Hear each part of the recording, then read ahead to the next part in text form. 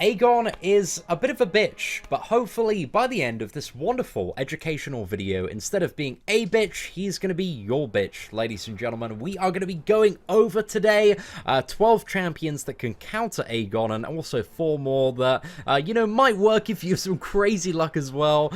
So a total of 16 champions, but also before we get into the characters, I want to cover kind of the basics of the Aegon fight on Uncollected difficulty, talk about, the nodes, and also some of the key abilities you need to be aware of when fighting Aegon. So it's going to give you more of an idea of what to expect when you're facing this champion in the future, and just, clue you up as to what is going on in terms of the fight. So there are kind of 3 major things when it comes to the Uncollected version of Aegon that make him so much of a bitch, and 2 of them are in terms of the nodes. So the first one we have really is Aspect of War, and this node sucks, man. So this does 2 things at the start of the fight. Between 0 and 50 seconds, your block proficiency is going to decay to 0, but also every time the defender, aka Aegon in this scenario, uses a special attack, he's going to gain Unstoppable and stun immunity for 6 seconds, and this is only removed if you intercept him using a dashing intercept. So it's very, very annoying to get the Unstoppable, while for most people wait out the Aspect of War node in terms of that. So Unstoppable for 6 seconds, and also stun immunity whenever he uses a special attack. Very, very annoying. He also has a buffet of 15%, one of the strongest buffet nodes in the game. So every 7 seconds, if you trigger a buff, he's going to regenerate for 15% of his maximum health. So this means, it's approximately like 18,000 is a big chunk of health there on Aegon. So you don't want to be bringing in any champions that are going to waste time and not be able to make a dent in this dude, and it's very, very important that you make your early tries count, or ideally your very first try count, and that kind of links into the third thing, which is a massive pain in the ass. So Aegon essentially gains more and more abilities and more crit rating and all sorts of wonderful stuff as his combo goes up. I think kind of the biggest one, which you'll really, really notice, is at 75 hits. So opponents have basically almost no block proficiency if Aegon strikes with a critical hit, man. He's going to slap you so hard, even on a parry. Like, he can take a ridiculous amount of health. Like, if you look at the Archangel one-shot that we uploaded the other day, like, I did 1 parry and it was like 90% of the health on like a maxed out 4-star Archangel. It's absolutely disgusting, this node, when combined with Aspect of War. So yeah, it really, really does suck. So you need to be aware of that 75 hit one. But again, before that, right at the start of the fight and on your very first try, you are going to have that area where you're not taking as much damage if there is a critical hit when you get blocked, and also Aegon can strike critical hits while the opponent is blocking above 30 hits on his combo meter, and the higher and higher he gets, the more chance he is to he has to land a critical hit, and also the harder that crit is also going to be. So yeah, this is where the fight gets super, super fun if you do not go into it unprepared. And also at the end of any fight, he's going to add a percentage of his final combo meter into his persistent combo, and that's going to last for the next fights ahead. So that's why it's very, very important on Aegon to get a really, really good try in first time and kind of go in very prepared, especially for the Uncollected one. Have at least watched videos. Ideally, this is a month where you want to practice on like Heroic and Master to get used to Aegon's animations if you're a little bit nervous fighting him, just so that you're prepared and aren't gonna waste units and get wrecked, because this fight, as you go on, the more you die, the longer this fight lasts, the harder and harder it's gonna get, the more chance you're gonna get crit through the block, and the higher chance you're gonna die. So keep that in mind, very, very important. But now, hey, you know the basics of Aegon. Get it done right, get it done early. That's the huge one there. Now let's talk about some of the characters that are very, very useful. I appear to have just minimized absolutely everything there. So let's quickly get our wonderful Google document up here. And then we're going to go over 12 champions that I think are really good. And I've seen videos for pretty much every single one of these across YouTube. And there's plenty to search if you're looking for. But hands down, the best counter for Aegon is Archangel. Spam the heavy, easy game, easy life. Like, Archangel is so effective against Aegon, and by far the best champion to use. So much damage, complete heal block, just absolutely perfect there. Symbiote Supreme, I would say, is the second best character. Very, very easy kill if you have a 4-star or 5-star version of the character. You just need to use one special free, and then as many special 2s as you can while you have all the buffs active, and then special free again, just rinse and repeat. It's very, very easy to do. Symbiote Supreme is kind of like an alternative, well, he's a character, whenever there's buffs, whenever you can bleed, he is so insane.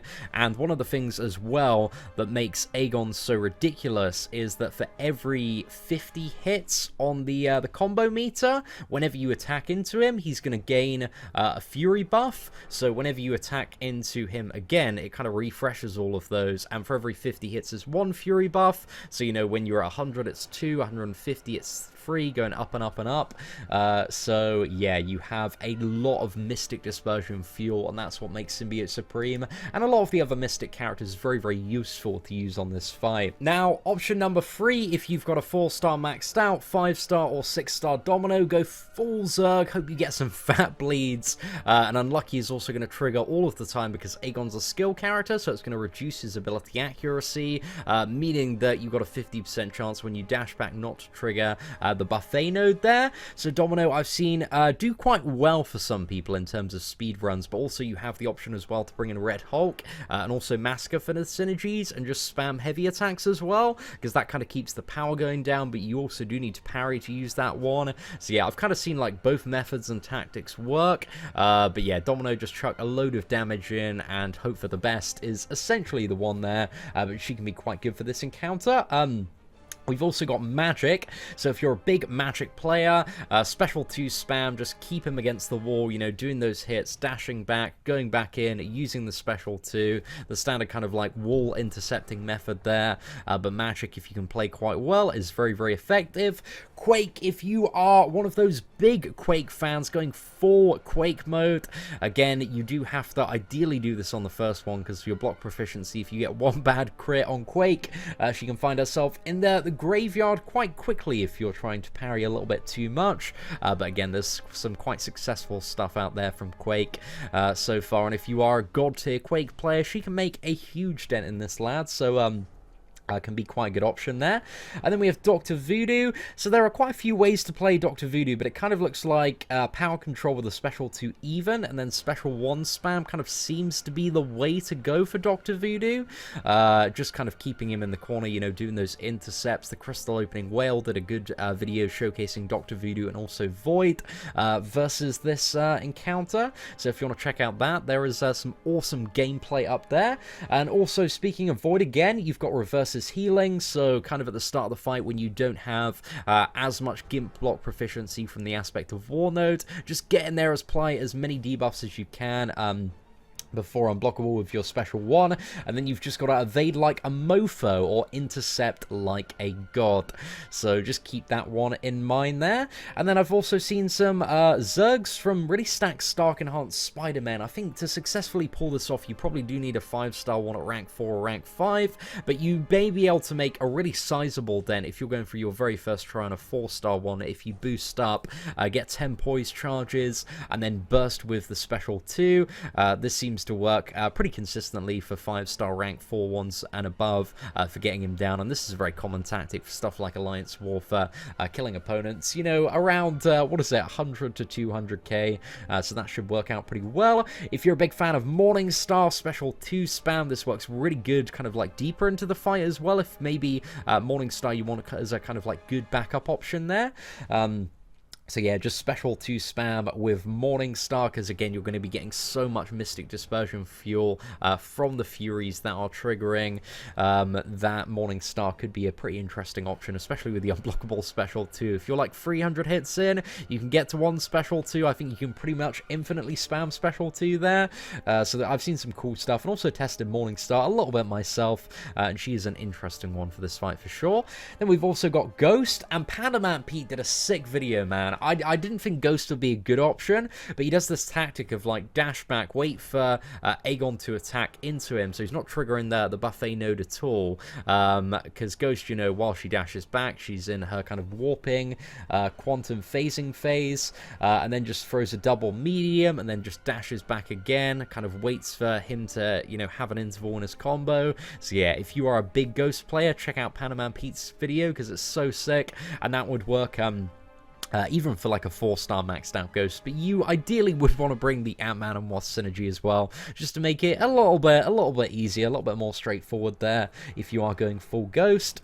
Then we've also got Psylocke, so if you're a big Psylocke player, which there are definitely at least 2 of you out there, you could power lock at 0. You know, Psylocke has the ability to completely nullify the opponent's power if they have no additional power gain source at all, so just play smart, use that special one to get rid of all the power, and then just wall intercept, you know, 4 hits, dash back, rinse and repeat. We did it on the initial live stream for a little bit, but I messed up. I don't know, I did something really silly on the live stream. I forgot exactly what I did. I think I threw a special and mistimed it or something like that.